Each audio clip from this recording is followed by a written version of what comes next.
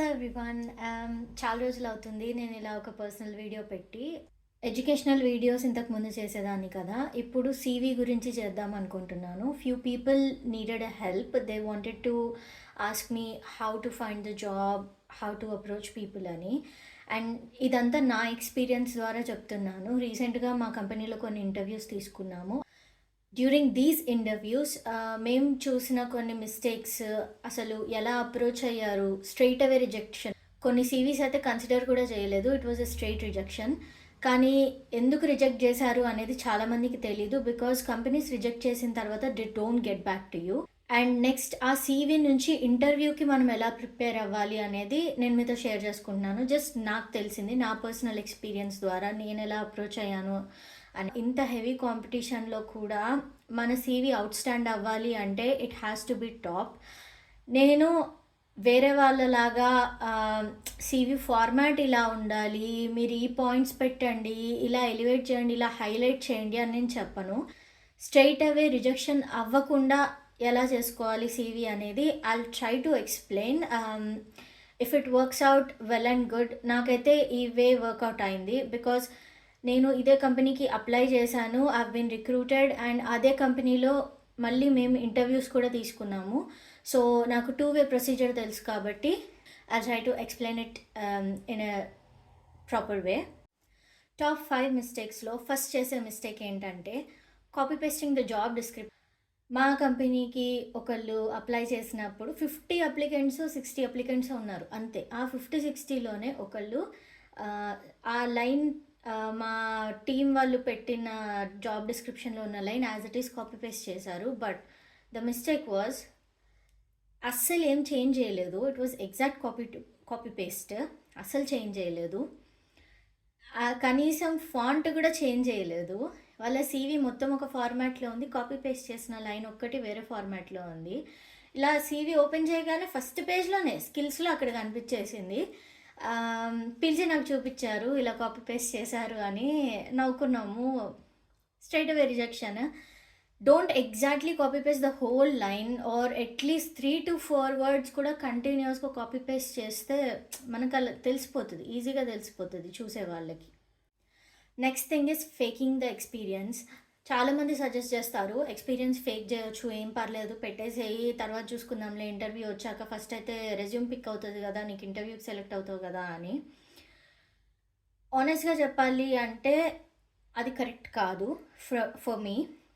మీకు రానిది ఏది మీ సీవీలో ఉండకూడదు. ఎందుకంటే మనకు తెలిసిన మోస్ట్ ఆఫ్ ద కంపెనీస్ మనల్ని రిక్రూట్ చేసుకొని మనకు ఒక వీసా ఇవ్వాలి అనుకునే లాంటి కంపెనీస్ అన్నిటికీ మ్యాక్సిమం ప్రొబేషన్ పీరియడ్ ఉంటుంది.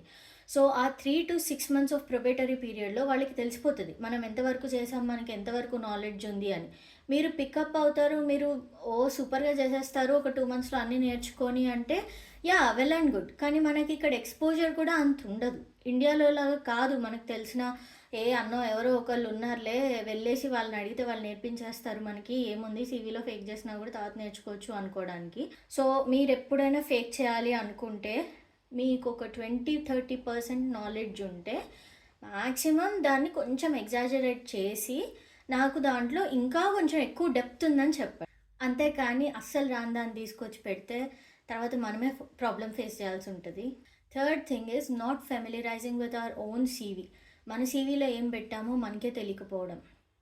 సో మనం ఒక ఇయర్ సీవీ చేస్తాం, అదే నెక్స్ట్ ఇయర్కి యూజ్ చేస్తామా అంటే మీ స్కిల్స్ ఇంప్రూవ్ అయ్యి ఉండొచ్చు, అవి యాడ్ ఆన్ చేసి ఉండొచ్చు. కానీ మీరు లాస్ట్ ఇయర్ పెట్టిన సీవీలో ఉన్న పాయింట్స్ మీకు గుర్తున్నాయా లేదా, ఎంతవరకు గుర్తున్నాయా, లేకపోతే ప్రీవియస్ జాబ్లో చేసిన ఎక్స్పీరియన్స్కి దీనికి ప్రజెంట్ ఉన్న దానికి ఏమైనా చేంజ్ ఉంది అంటే రిమూవ్ దోస్ బిట్స్. ఎందుకంటే మనం చేసిన సీవీ మనకి A to Z తెలిసి ఉండాలి. వాళ్ళు 5th పాయింట్లో ఏం పెట్టాము, 10th పాయింట్లో ఏం పెట్టాము అనేది తెలుసుంటేనే మనం భయపడకుండా ధైర్యంగా ఆన్సర్ చేయగలుగుతాము ఇంటర్వ్యూలో. మనం మాస్టర్స్లో సో అండ్ సో డిసర్టేషన్ చేసాం, సో అండ్ సో ప్రాజెక్ట్ చేసామంటే మీరు ఎంతవరకు ప్రాజెక్ట్ రిలేటెడ్ జాబ్లో జాయిన్ అవుతున్నారు, మీ ప్రాజెక్ట్ని మీ జాబ్కి ఎలా రిలేట్ చేస్తారు, మీ డిసర్టేషన్ మీ జాబ్కి ఎలా యూస్ఫుల్ అవుతుంది, ఇలాంటి పాయింట్స్ ఆలోచించుకొని అప్పుడు దాన్ని డిస్క్రిప్టివ్గా పెడితే బెటర్గా ఉంటుంది. Because we don't apply for a single job, multiple జాబ్స్కి అప్లై చేస్తాం కాబట్టి every single job is important present ఉన్న సినారియోలో. So every single CV application is also equally important. So we better change the CV for every application and make it suitable for that particular job role. Let's move to the next point, which is messaging and emailing the company staff.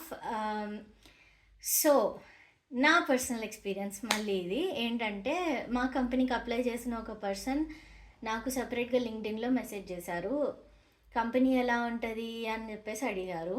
అంతవరకు fine, కానీ ఆ పర్సన్ని ఇంటర్వ్యూకి pick చేసుకున్నారు అంతే, interview అవ్వలేదు. First round of interview అయిన తర్వాత అడిగినా బాగుంటుంది, బట్ అసలు ఇంటర్వ్యూ అవ్వలేదు. She asked me few questions అనమాట. ఎలా అంటే ఇంటర్వ్యూలో ఏం అడుగుతారు ఇలాంటి క్వశ్చన్స్ అడిగింది. నేనే ఇంటర్వ్యూ తీసుకోవాలి కదా, అలాంటప్పుడు నేను ఎలా చెప్తాను? తప్పు పట్టట్లేదు, కానీ అది ఒకలాంటి ఇంప్రెషన్ క్రియేట్ చేస్తుంది అవతల పర్సన్కి. లైక్ నాకు ఒక ఇంప్రెషన్ వచ్చింది. If you want to outstand, show your skills in the interview. So if you want to approach someone and want to know about the company, background check మీరే చేసుకోండి, ఎవరిని అడగనక్కర్లేదు. మీకు ఆ కంపెనీ ఎలాంటిది, మీరు పే ఎలా ఉంటుంది అనే కొన్ని వెబ్సైట్స్ ఉన్నాయి కదా, లైక్ గ్లాస్ డోర్స్ ఇలాంటి వాటిల్లో కొన్నిట్లో రివ్యూస్ కూడా పెట్టచ్చు. So if it's a big enough company మీకు అన్నీ దొరుకుతాయి డీటెయిల్స్. ఇంటర్వ్యూ అయిపోయిన తర్వాత మీరు సెకండ్ ఇంటర్వ్యూకి మూవ్ అయ్యేటప్పుడు you can ask some of the questions. And అప్పుడు మీ మీద ఇంటర్వ్యూలో బాగా పర్ఫామ్ చేశారని కొంచెం మంచి ఒపీనియన్ ఉండి they'll also try to help you, they'll try to get you know more. And the next thing is incomplete CV. CVలో అన్నీ పెడతాము, హాబీస్ పెడతాము, కానీ కొన్ని విషయాలు మర్చిపోతారు కొంతమంది. ఏంటి అంటే మీ లొకేషన్. సో మీరు ఎక్కడ ఉంటున్నారు, where are you currently located అంటే మీ లొకేషన్ ఆ జాబ్ లొకేషన్ దగ్గరే ఉండాలి అని పర్టికులర్గా అలా ఏం లేదు. Put your current location on the CV. ఏ సిటీలో ఉంటున్నారని పెట్టండి, మొత్తం అడ్రస్ కూడా అవసరం లేదు, జస్ట్ సిటీ మెన్షన్ చేసినా సరిపోతుంది. Next thing is put your LinkedIn profile. ఇంకా కొంతమంది లింక్డ్ఇన్ ప్రొఫైల్ పెట్టలేదు మాకు వచ్చిన CVస్లో, మేము వెతుకుదాము, ఆబ్వియస్లీ బ్యాక్గ్రౌండ్ చెక్ చేస్తారు. ఫినిషింగ్ దిస్ ఆఫ్, వీటన్నిటికీ టిప్స్ చెప్తాను. ఏంటి అంటే first thing is proof reading. Proof read చేసుకోండి మీ CV. మీరు ప్రిపేర్ చేసిన తర్వాత మీరు మొత్తం చూసుకోండి, మీకు తెలిసిన వాళ్ళకి చూపించండి, మిస్టేక్స్ ఏమైనా ఉన్నాయా లేకపోతే ఏదైనా చేంజెస్ చేయాలా అని. And next thing, cover letter. మీ CVని సపోర్ట్ చేయడానికి ఎప్పుడూ ఒక కవర్ లెటర్ రెడీగా పెట్టుకోండి. మీకు ఆ జాబ్ ఎందుకు అవసరం, మీరు ఎలా ఫిట్ అవుతారు ఆ జాబ్లో అనేది. CVలో జస్ట్ స్కిల్స్, మన టాలెంట్ గురించి అంత CV ఎక్స్ప్లెయిన్ చేస్తుంది. కవర్ లెటర్ మనకు ఆ జాబ్ ఎందుకు అవసరం, మనం ఎంత బాగా ఫిట్ అవుతాం అనేది ఎక్స్ప్లెయిన్ చేస్తుంది. అఫ్కోర్స్ దానికి చాలా యూట్యూబ్ వీడియోస్ కూడా ఉన్నాయి. Next is check alignment. Yeah, font ఇవన్నీ కూడా ఇంపార్టెంటే, డజంట్ కౌంట్ అని అనుకోకండి, ఎందుకంటే అదే ఫస్ట్ ఇంప్రెషన్. హెడ్డింగ్ ఒక ఫాంట్లో, సైడ్ హెడ్డింగ్స్ ఒక ఫాంట్లో అలా ఉండకూడదు. మోస్ట్ ఆఫ్ ద పీపుల్ చాలా బాగా మెయింటైన్ చేస్తారు, బట్ వి స్టిల్ గెట్ ఆ ఒకటో రెండో CVలు మాత్రం ఇందాక నేను చెప్పినట్టు విత్ డిఫరెంట్ ఫాంట్ లేకపోతే కాపీ పేస్ట్ చేసినట్టు అలా తెలిసిపోతూ ఉంటాయి. హైలైట్స్, అండర్లైన్స్ ఇలాంటివి ఎంత తక్కువ పెట్టుకుంటే అంత better. The other thing is construct your own CV. మీరేం పెట్టినా మీరే రాయండి, మీ ఓన్ స్కిల్స్తోనే రాయండి. సింపుల్ ఇంగ్లీష్ వాడి రాసినా పర్లేదు, కానీ AI జనరేటెడ్ మాత్రం కాపీ చేయకండి. వాళ్ళకి అర్థమైపోతుంది, రిక్రూటర్స్కి కానీ డైరెక్ట్గా HRస్కి, మేనేజర్స్కి వాళ్ళందరికీ తెలిసిపోతుంది అది AI జనరేటెడ్ ఆర్ మీ ఓన్గా రాసారా లేదా అని. And the next one is be prepared to answer all sort of questions what comes from your CV, including your hobbies. So ఒకసారి మనం సో అండ్ సో థింగ్ పెడితే బాగుంటుంది హాబీ కింద. వాచింగ్ టీవీ కంటే కూడా ఏదైనా ప్రొఫెషనల్గా మంచిగా పెడదాం అనుకుంటే, ఎగ్జాంపుల్ లైక్ రీడింగ్ బుక్స్ అని. What kind of books do you read, can you give me example, can you explain that book అని చెప్పేసి అలా అడుగుతారు ఒక్కోసారి. మనం ఏది పెట్టినా సరే మన స్కిల్స్ని ఇంప్రూవైజ్ చేసేటట్టు పెడితే బాగుంటుంది. So the other tip is follow your desired company just on LinkedIn. So వాళ్ళ వెబ్సైట్ని అప్డేటెడ్గా చూస్తూ ఉండండి. వీక్లీ వన్సో 2 వీక్స్ ఒకసారో ఏదైనా కొత్త పోస్టులు వస్తున్నాయా, మీకు కావాల్సినట్టు మీ డిజైర్డ్ పోస్ట్ ఏమైనా ఓపెనింగ్ వస్తుందా, అలాంటివి ఫాలో అవ్వాలి అనుకుంటే లింక్డ్ఇన్లో కంపెనీని ఫాలో అవ్వండి.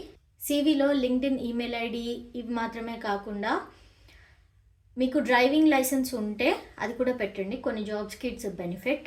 అండ్ రీలొకేషన్ గురించి ఆల్రెడీ మెన్షన్ చేశాను. If you're willing to relocate just put a line in the end. మన స్కిల్స్ కింద కానీ మన హాబీస్ కింద కానీ లాస్ట్ లైన్లో ఒకటి willing to relocate to any part of UK or any side of UK, any city is fine for me. ఇలా ఏదైనా మీకు నచ్చినట్టు పెట్టుకోండి. So this is it. ఇవన్నీ నాకు తెలిసిన సజెషన్స్, నాకు హెల్ప్ అవుతాయి అనిపించినవి, నాకు హెల్ప్ అయినవి, అండ్ మా కంపెనీ వాళ్ళు అవతల పీపుల్లో పిక్ చేసిన నెగిటివ్ పాయింట్స్ ఇవే. వేరే కంపెనీస్లో ఇంకా చాలా రకాలుగా చూస్తూ ఉంటారు. ఇవి మాత్రమే ఉండవు, ఇవి ఖచ్చితంగా ఉంటాయని కూడా నేను చెప్పను అన్ని కంపెనీస్లో. Good luck in CV making. And మీకు సివి గురించి కానీ జాబ్ సర్చింగ్ గురించి కానీ ఎలా అప్రోచ్ అవ్వాలి అని ఇలాంటి విషయాలలో ఇంకా డౌట్స్ ఉంటే please let me know in the comments. And yeah, that's it. Let me know in the comments and I will see you next time. Thank you for watching. Bye bye.